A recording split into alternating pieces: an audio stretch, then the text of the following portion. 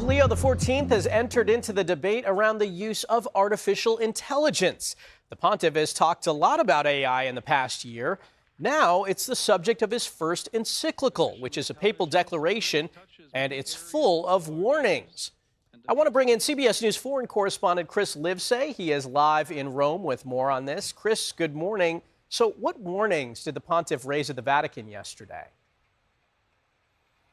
Hey, Michael, good to see you again. You know, he warned about humanity itself being on the line in the age of AI. Now, why is his name important? I mean, you might remember just about a year ago when I saw you on this very balcony around the time Pope Francis died and Pope Leo was elected. He came out on that balcony, chose the name Leo. Why? Well, because the last pope to have that name, Leo, back during the Industrial Revolution, was known for ushering the Catholic Church through that pivotal time. Pope Leo sees the AI revolution as just as transformative, although instead of transforming labor and capital like the Industrial Revolution, he sees it as being transformative of humanity itself. He talks about the possibility of the middle class being hollowed out, jobs evaporating, us turning into slaves to this system. In fact, he uses it as an opportunity to condemn slavery and also apologize for the Catholic Church failing to do so for centuries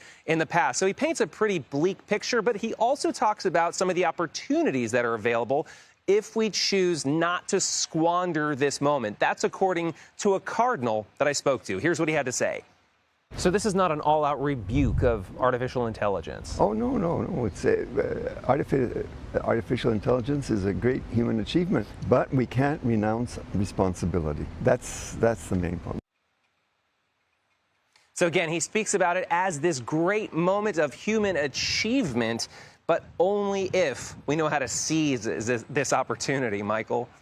And Chris, the Pope also had a warning about the use of AI in warfare. And I want to mention that you recently observed a U.S. military training exercise in Africa. What role did AI play in those exercises?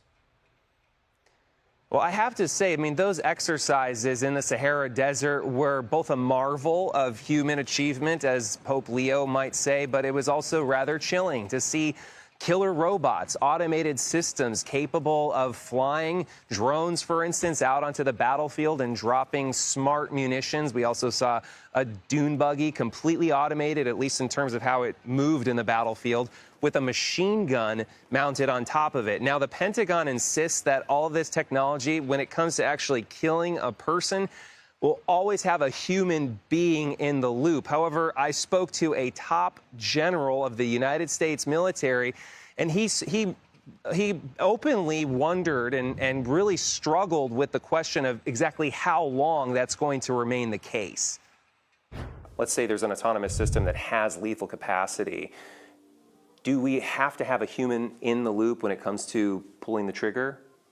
Well, it depends on what the situation is. And so I think right now you could say a lot of our defensive systems are already automated. Sometimes the line between defense and offense can get a little blurry. Always. So what price are you willing to pay to have a human in the loop? I don't know that that's so I guess that depends on the situation, doesn't it? So that general went on to say that when it came to winning a war and losing a war, he would not want to put the United States in the position of losing. He said that, yes, he considers this technology ghoulish on the battlefield, but he also says it is foolish not to adopt it because our enemies will. Michael. All right, Chris Livesay in Rome, thank you.